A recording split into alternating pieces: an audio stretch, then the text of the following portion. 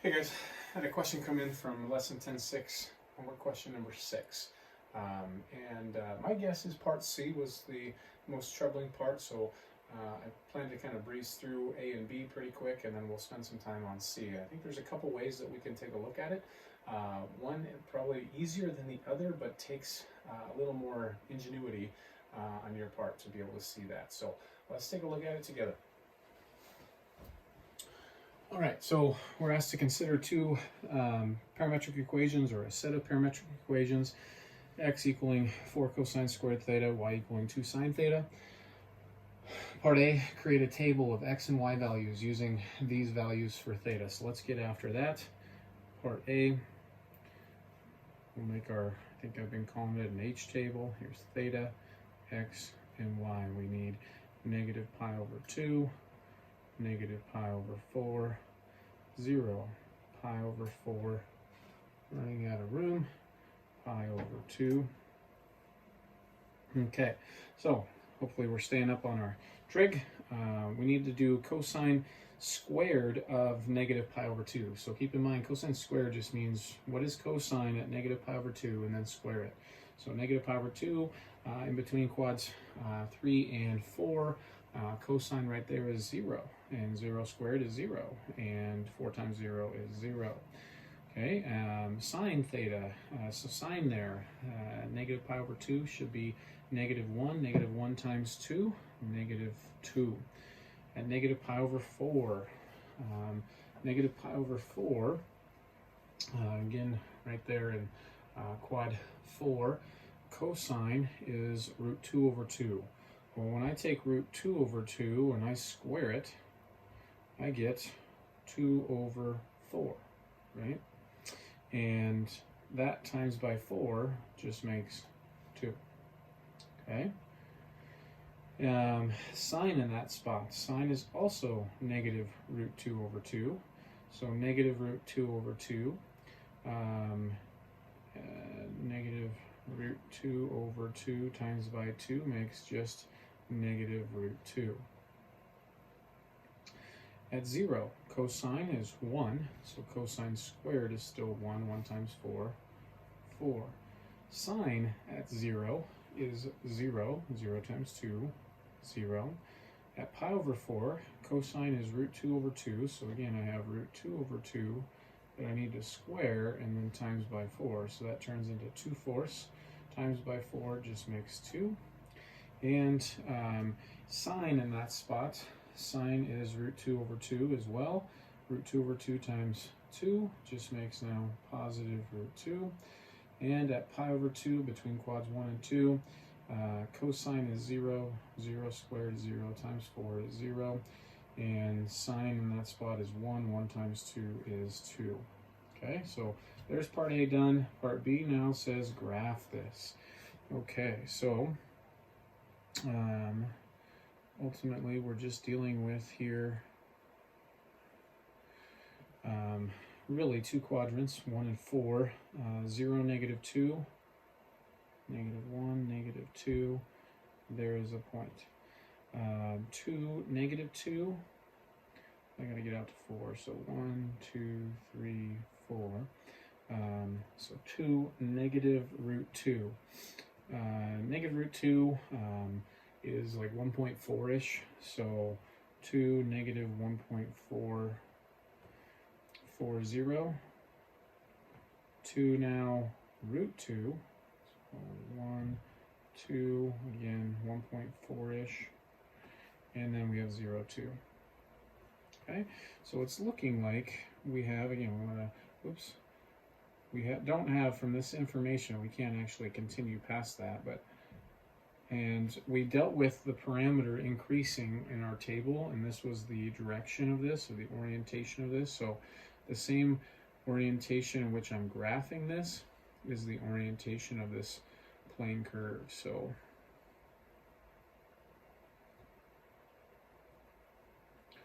put in my orientation. One more for good measure. So that would be part B, where we're graphing this. Part C, I need another board here. so this is where we'll spend some time. Find a rectangular equation by eliminating the parameter, sketch its graph. How do the graphs differ? Okay, so I'm going to go to a different whiteboard here. Once again, we have x equals 4 cosine squared theta, y equaling 2 sine theta, and we're supposed to find a rectangular equation by eliminating the parameter. Okay, so what my guess is the way that most of you would attack this problem is by saying, okay, let's take one of these two parametric equations and let's solve for the parameter theta in this case. And so you'd be pretty tempted to probably solve for theta here. I'm going to actually solve for theta in this one. The only reason for that is I would like to end up with an equation y equals as opposed to x equals, but that doesn't really matter. We could do this really either way. So I'm going to go ahead and solve for theta in this equation.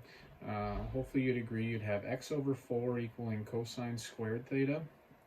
And then to solve for theta, we've got to get rid of this square. Keep in mind that this is the same thing as cosine theta all quantity squared. So I'm going to go ahead and square root both sides. So we end up with the square root of x over 2 equaling just cosine theta. All right. Now,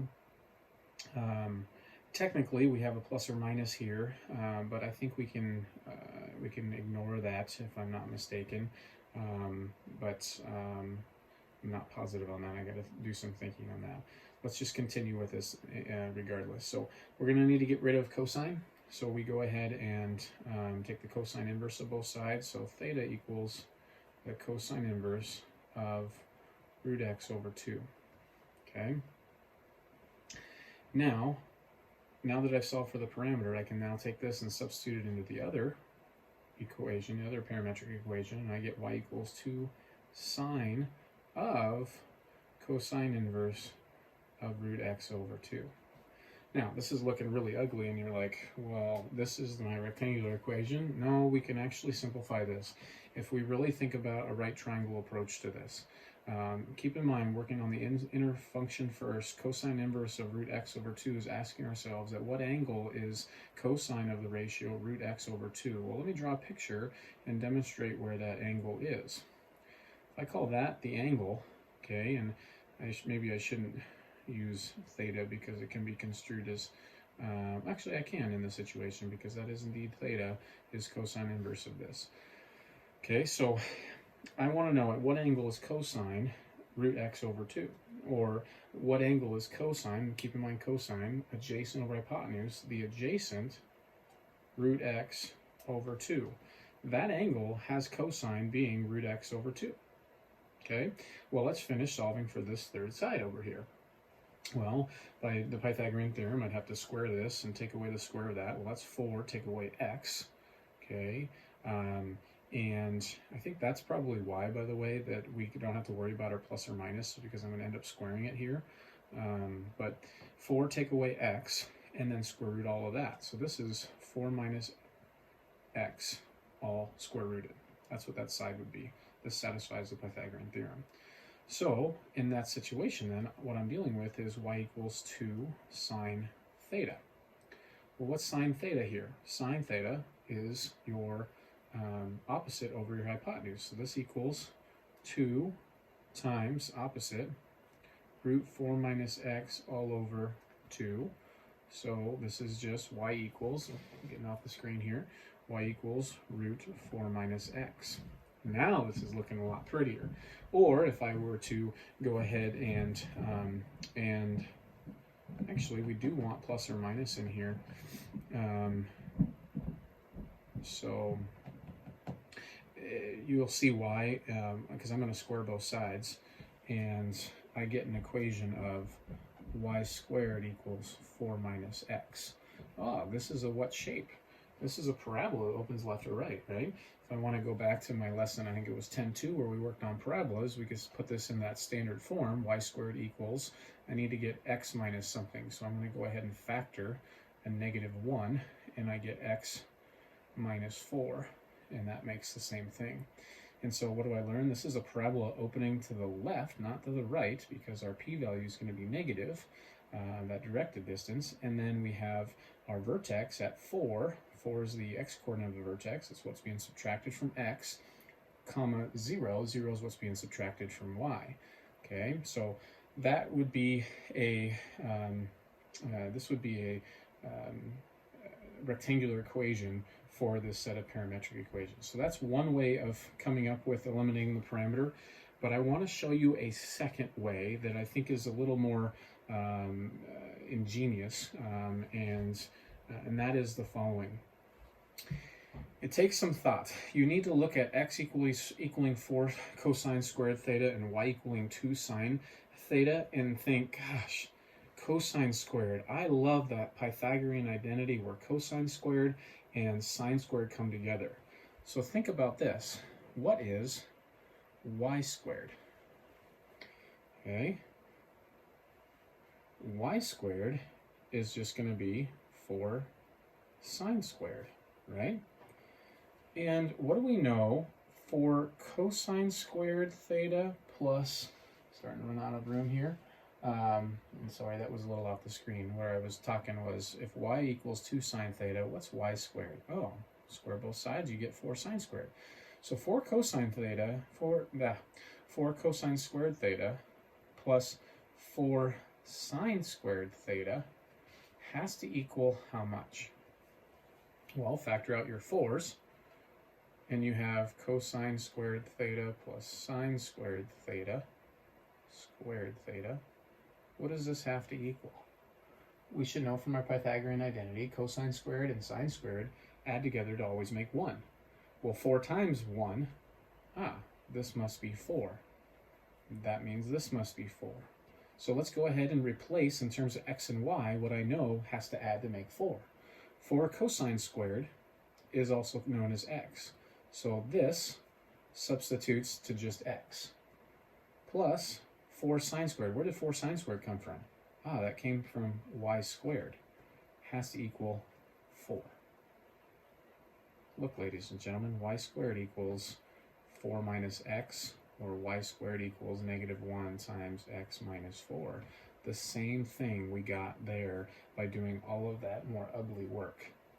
Okay, so this takes a little bit of extra thought of seeing, gosh, we have cosine squared. Is there a way I can get sine squared? Oh my goodness, if I square this, I get sine squared and I'd get a 4. I can see a little bit of that light at the end of the tunnel of how this all pieces together.